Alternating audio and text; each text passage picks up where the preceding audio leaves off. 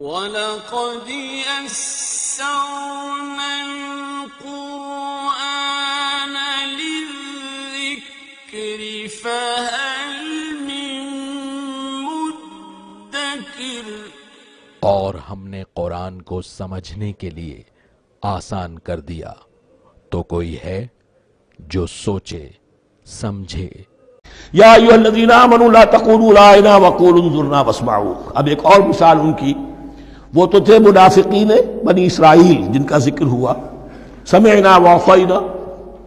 اب یہاں یہ منافقین جو یہاں پر مسلمانوں میں شامل ہو گئے تھے، یہود کے زیر اثر لوگ، اور آ گئے ہیں مسلمانوں میں بھی۔ اب ان کا معاملہ کیا تھا؟ جب حضور صلی اللہ علیہ وسلم کی محفل میں بیٹھتے تھے تو جیسے ہوتا ہے، آپ نے کوئی بات فرمائی تو اگر فرض کیجئے کہ ادھر کے لوگوں نے نہیں سنی، بات سمجھ میں نہیں آئی، تو وہ ان سے درخواست کرتے تھے رعاینا، حضور ذرا ہماری رعایت کیجئے، بات کو دوبارہ دہرا دیجئے، ہماری سمجھ میں نہیں آیا۔ اب اس کا وہ کیا کرتے تھے یہودی، یا یہ ان کے یہودیوں کے زیر اثر منافقین، رعاینا، اے ہمارے چرواہے، گویا کہ دل میں خوش ہو رہے ہیں، خباثت نفس اس کو غذا مل رہی ہے، ہم نے تو رعاینا کہہ دیا۔ کسی نے اگر ٹوک دیا، بابا میں نے رعاینا کہا تھا، معلوم ہوتا ہے آپ کی سماعت میں کوئی خلل پیدا ہو چکا ہے، یہ انداز۔ تو مسلمانوں سے کہا جا رہا ہے، یہ واحد آیت ہے اس پورے سلسلے میں جس میں خطاب یا ایھا الذین آمنوا سے ہے، لیکن اصل میں روح سخن اب بھی بنی اسرائیل کی شرارت ہے۔ یا ایھا الذین آمنوا لا تقولوا رعاینا وقولوا انظرنا واسمعوا۔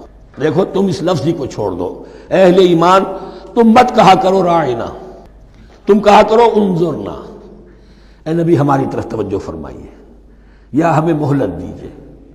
نظر کے دونوں معنی ہیں، دیکھنا، ہمیں دیکھیے، اور انتظار بھی اسی سے بنا ہے، ذرا سی مہلت دیجیے۔ واسمعوا، اور دوسرے یہ کہ توجہ سے سنا کرو تاکہ دوبارہ پوچھنے کی ضرورت ہی پیش نہ آئے۔ وللکافرین عذاب علیم، اور ان کافروں کے لیے تو دردناک عذاب ہے۔ ما یود الذین کفروا من اہل الکتاب ولا المشرکین ان ینزل علیکم من خیر من ربکم، اور نہیں چاہتے وہ لوگ کہ جنہوں نے کفر کیا ہے اہل کتاب میں سے اور مشرکین میں سے بھی، کہ نازل ہو تم پر کوئی بھی خیر تمہارے رب کی طرف سے۔ یہ اہل کتاب بھی اور مشرکین مکہ بھی یہ جل رہے ہیں حسد میں، حسد کی آگ میں، کہ یہ کلام پاک تمہیں کیوں دے دیا گیا، یہ آخری منصب نبوت کا جو ہے خاتم النبیین، یہ منصب جو ہے یہ انہیں کیوں مل گیا۔ وہ نہیں چاہتے کہ کوئی بھی خیر اللہ کی طرف سے تمہیں ملے۔ واللہ یختص برحمتہ من یشاء، حالانکہ یہ اللہ کا پریروگیٹو ہے، اللہ کا فیصلہ ہے، اللہ خاص کر لیتا ہے اپنی رحمت کے لیے جس کو چاہے، یہ اس کا فیصلہ ہے۔ واللہ ذو الفضل العظیم، اور اللہ تعالیٰ بڑے فضل والا ہے۔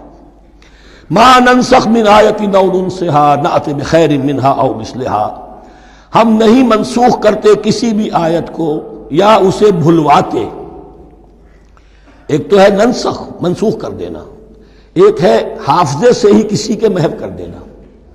ما ننسخ من آیت او ننسها نأت بخیر منها، تو ہم اس کی جگہ پر اس سے بہتر لے آتے ہیں، او مثلها، یا ویسی ہی لے آتے ہیں۔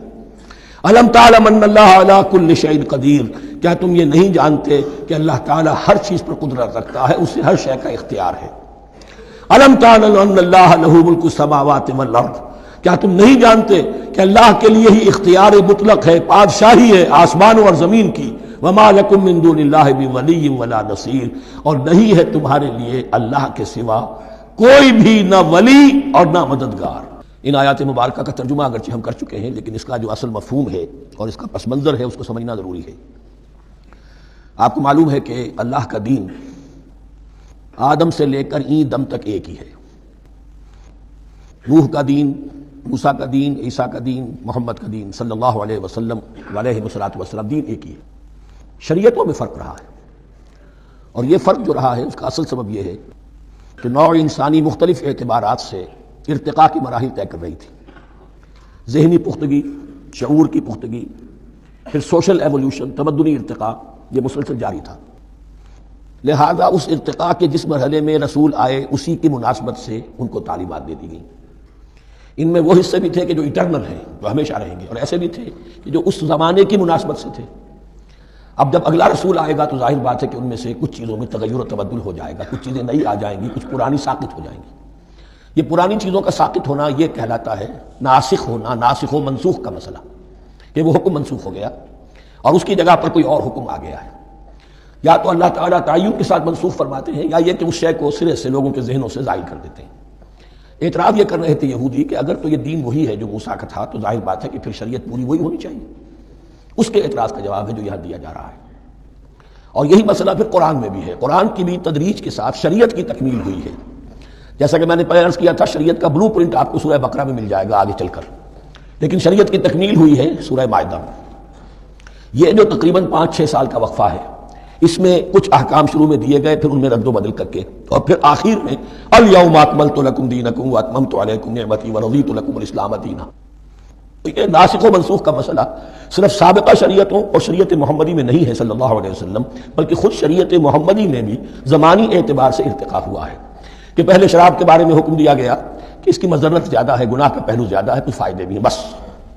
اس کے بعد آیا اگر شراب کے نشے میں ہو تو نماز مت پڑھو، نماز کے قریب مت جاؤ۔ پورے مائدہ میں آخری حکم آ گیا، حل انتم منتہون، اب باز آتے ہو کہ نہیں آتے، حرام کر دیا گیا۔ تو یہ تدریجاً ہوا ہے، تو ناسخ و منسوخ قرآن میں بھی ہے، اور ناسخ و منسوخ قرآن اور تورات کے مابین بھی ہے۔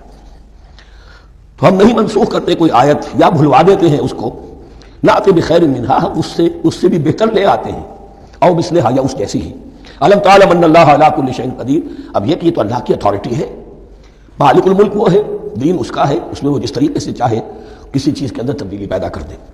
الم تعلم ان اللہ لہ ملک السماوات والارض ما لکم من دون اللہ من ولی ولا نصیر۔